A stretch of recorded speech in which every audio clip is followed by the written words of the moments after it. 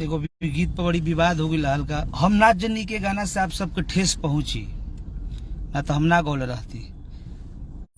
ठीक बा, भले आप सब गाड़ी हमारे बहन माई के देतनी, वो सब नाराज नहीं है कि हम गलती के हम अपन क्षमा मांगता नहीं। नमस्कार दोस्तों, तो आप लोगों को बता दें कि प्रमोद प्रेमी यादव ने चिराग पासवान से मांगी माफी। जी हाँ दोस्तों, तो आप लोगों को बता दें कि आज से कुछ दिन पहले प्रमोद प्रेमी यादव ने चिराग पासवान को टारगेट करते हुए कई नेताओं पर गाने गा दिए थे। तो आप लोगों को बता दें कि प्रमोद प्रेमी यादव ने चिराग पासवान से लाइव में आकर माफी मांगी। जी हाँ दोस्तों, तो आप लोगों को बता दें कि प्रमोद प्रेमी यादव ने चिराग पासवान पर गाना गाया था, जिस गाने का नाम था चिराग बेची अब चोली और लालू जी पसंद करेले। जी हाँ दोस्तों, तो आप लोग को बता दें कि चिराग पासवान इस गाने को सुनकर बहुत ज्यादा गुस्सा हो गए प्रमोद प्रेमी पर। तो दोस्तों आप लोग को बता दें कि प्रमोद प्रेमी यादव लाइव आकर चिराग पासवान से माफी मांगी। जी हाँ दोस्तों, अगर आप लोगों को ये अपडेट अच्छा लगा हो तो हमारे वीडियो को लाइक और चैनल को सब्सक्राइब जरूर करें। मिलते हैं नेक्स्ट वीडियो में, जब तक के लिए जय हिंद जय भारत।